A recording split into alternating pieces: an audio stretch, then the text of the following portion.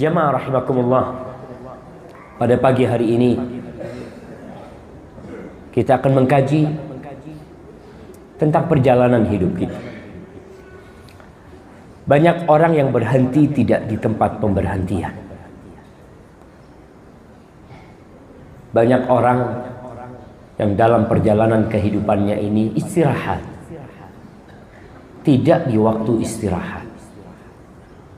Kita lihat ketika kita bekerja, kalau kita istirahat tidak di waktu istirahat, sejatinya kita telah melanggar peraturan yang ada. Dan bos kita pun akan menilai kita sebagai pekerja yang malas, sebagai pekerja yang tidak sungguh-sungguh, sehingga kemungkinan gaji kita dipotong atau bahkan kita bisa diberhentikan dari tempat kerja kita. Dan kehidupan ini adalah perjalanan. Yang kata Rasul sallallahu alaihi wasallam, "Kun fid dunya ka'annaka gharibun aw 'abiru sabil." Jadilah engkau di dunia ini seperti orang asing yang sedang melakukan perjalanan. Lalu Nabi mengatakan, "Aw 'abiru sabil," tapi kau seharusnya jadi orang yang sedang transit, yang sedang akan melanjutkan perjalanan. Kita dalam perjalanan, jamaah.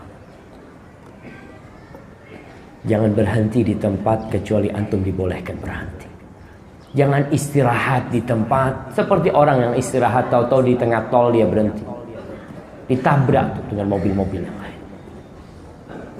Ada tempat istirahat. Bahkan kalau di situ mobilmu mogok, kau harus pinggirkan.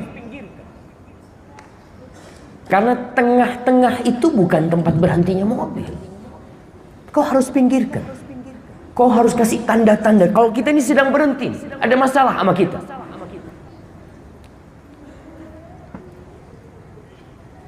Allah Jalla Jalaluh telah menjadikan kehidupan ini sebagai tempat yang sementara. Kita tidak akan abadi, walaupun kita ingin abadi di muka bumi ini. Kadang-kala kita melihat orang membangun rumah begitu mewah. Ditanya, kira-kira rumahmu ini kuat berapa tahun? Mungkin 100 tahun gak amruk. Tapi umurmu berapa tahun? Ya itulah. Wallahu a'lam. Aku sekarang sudah umur 60 tahun.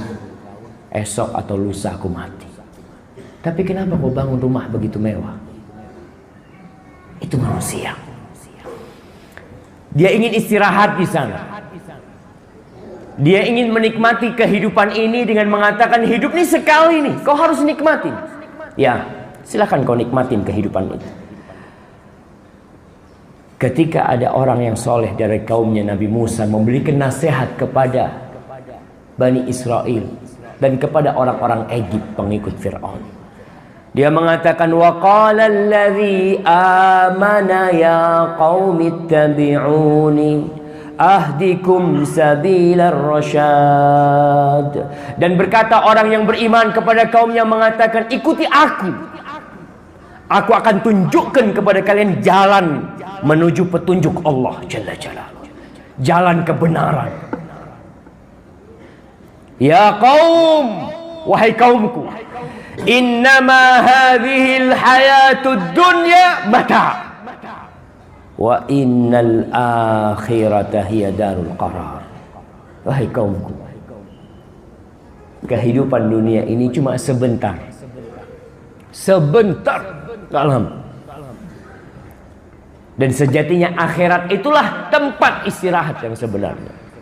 Tempat berhenti, tempat memadu kasih dengan keluarga kita.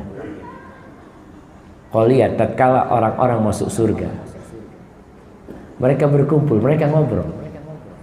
Wa aqbala ba'duhum ala ba'di yatasaalun. Mereka saling bertanya, kau gimana? Kok bisa kau masuk surga? Kok kok bisa berada di tempat ini? Qalu inna kunna fi ahlina musyfiqin. Famannallahu alaina wa waqana adzabas samum. Mereka mengatakan, kita tuh dulu ketika hidup di dunia, kita sangat takut sama keluarga kita. Kita berusaha menjaga keluarga kita. Kita terus memelihara mereka. Dan akhirnya Allah menyelamatkan kita dari api neraka. Jemaah, dunia ini penjara. Tahu tuh kita tuh. Tapi kita tidak mau dipenjara. Allah sudah menetapkan bahwa seorang yang beriman di muka bumi ini, dia dipenjara. Kata Nabi alaihi salatu wassalam, ad-dunya sijnul mu'min wa jannatul kafir. Dunia ini surganya orang, penjaranya orang beriman, dan surganya orang-orang kafir. Penjara, kita banyak aturan ya. Capek gitu. Antum merasakan bagaimana lelahnya hidup di dunia ini. Memang Allah jadikan kehidupan dunia ini penjara buat kita. Banyak aturan buat kita. Ini haram, itu nggak boleh. Sebagian orang mengatakan, nih Islam apaan nih? Sedikit-sedikit haram. Ya, kita memang dipenjara. Tuh orang yang dipenjara banyak aturan. Boleh berjumpa sama keluarganya berapa hari sekali? Mungkin sepekan sekali. Sebagian di antara mereka nggak bisa ngobrol langsung, nggak bisa. Di hadapannya dia harus pegang telepon. Tangannya mau menyentuh tangan keluarganya nggak bisa. Dia hanya bisa meletakkan tangannya di kaca, dan keluarganya meletakkan tangan di kaca. Lalu dia hanya bisa tersenyum. Nah, hadhihi dunya. Dan itu sudah ketentuan pencipta. Allah menentukan zaman. Kita ini di tempat pengasingan. Tempat kita sebenarnya adalah surga Allah Jalla Jalla. Cuma Allah menurunkan Nabi Adam alaihissalam dari surga gara-gara satu dosa. Wa jannatul kafir. Dan dunia ini adalah surga bagi orang-orang kafir. Jamaah rahimakumullah, Ali pernah diminta, Ali bin Abi Thalib radhiyallahu taala anhu diminta oleh seseorang, ya Amirul Mukminin, sif lana dunya. Wahai Amirul Mukminin, tolong kau sifatin buat kami, gimana sih dunia ini? Kayak apa nih dunia? Kau gambarkan supaya kita faham. Kita tidak terkecoh, kita tidak tertipu. Kayak antum kalau ingin tahu, ana mau beli mobil tuh, mobil mereknya ini. Kau tahu nggak dengan mobil itu? Iya, mobil itu kaki-kakinya nggak bagus. Mobil itu, ya mungkin bodinya kelihatan bagus, tapi rapuh sebenarnya.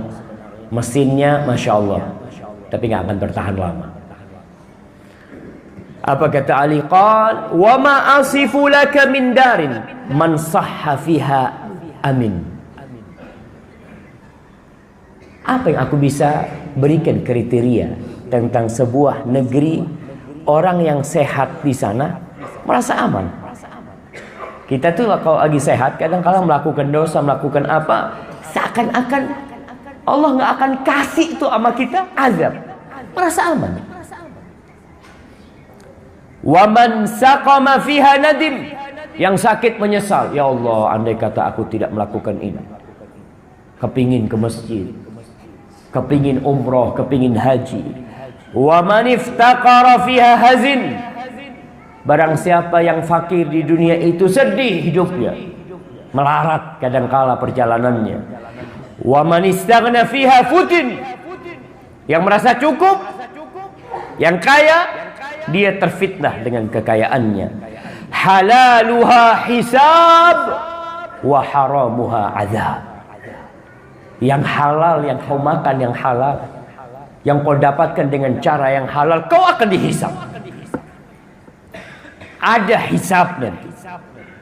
Dan kalau yang kau dapatkan yang haram, kau akan mendapatkan azab. Ini dunia, kata Ali bin Abi Thalib rahmatullah alaihi. Lalu bagaimana sikap kita menghadapi dunia ini.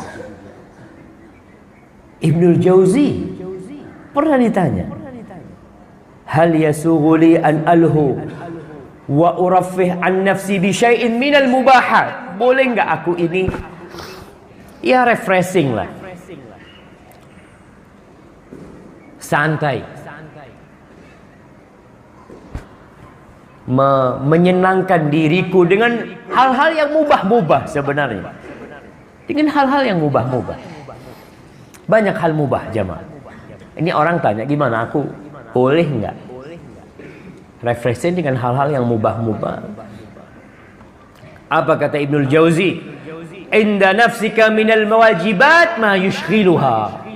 Kau tuh punya kewajiban-kewajiban yang seharusnya menyibukkan dirimu. Banyak yang wajib. Kadangkala kita merasa waktu kita kosong. Kata Allah, fa idza faraghta fansab. Ketika kau kosong, isi kekosongan itu. Wa ila rabbika farghab. Kau tuh menuju Allah, cari jalan. Tumbuhkan kecintaan kepada penciptamu. Lihat tuh, perintah-perintah Allah yang belum kita lakukan. Dan sejatinya kita disuruh menyembah Allah hatta ya'tiyakal yaqin, sampai kematian itu tiba. Jamaah, dunia ini bukan tempat istirahat. Maka kadangkala orang berhenti itu di tempat tidak berhenti. Akhirnya ketika orang-orang pada berhenti, dia susah. Dulu tuh orang tua ngasih nasihat, nah, iya, Ana punya kakek, kasih nasihat sama abaan. Dia ngomong, nak, kalau kau mau capek sekarang, nak. Ketika kau muda sekarang kau lelah. Jangan sampai ketika kau tua, kau harus bersusah payah. Kau udah gak mampu nanti ketika tua. Punggungmu udah lemah. Lututmu udah tidak mampu kadangkala mengangkat tubuhmu lagi. Kalau kau harus capek sekarang. Dan kita kalau mau lelah, sekarang kita lelah. Ibnul Qayyim rahmatullah alaihi mengatakan, waqad ajma'a uqala'u kulli ummah. Telah bersepakat semua orang-orang berakal dari semua umat. Kita tidak bicara umat Nabi Muhammad saja sallallahu alaihi wasallam. Semua orang yang berakal telah bersepakat. Sepakat atas apa? Mereka bersepakat ala anna an-na'im la yudraku bin na'im wa anna man athara ar-rahata fatathu ar-raha. Mereka bersepakat bahwa kenikmatan tidak bisa diraih dengan kenikmatan. Nggak bisa. Kenikmatan tidak bisa diraih dengan kenikmatan. Dan barang siapa yang lebih mengutamakan istirahat, santai, maka dia akan kehilangan waktu istirahat yang sebenarnya. Dan kita lihat orang-orang sukses di dunia aja, bagaimana kehidupan mereka. Kadangkala orang tua yang sukses kepingin anaknya nggak lelah seperti dia. Anak ketemu dengan beberapa orang tua mengatakan, Ustaz, anak nggak kepingin anak-anak susah seperti anak. Apa yang diminta anaknya diberikan. Ternyata anaknya tumbuh besar menjadi orang yang gagal dalam kehidupan ini. Karena orang tua berpikir anaknya ini bisa sukses dengan kenikmatan. Harus lelah. Itu sudah kesepakatan mereka. Harus ada perjuangan. Suruh anak-anakmu bekerja, suruh dia mandikan mobil, suruh dia nyapu, suruh dia melakukan banyak perbuatan yang dia sadar. Kalau memang kenikmatan yang diraih oleh ayahnya sekarang itu tidak dengan tidur-tiduran, apalagi surga Allah.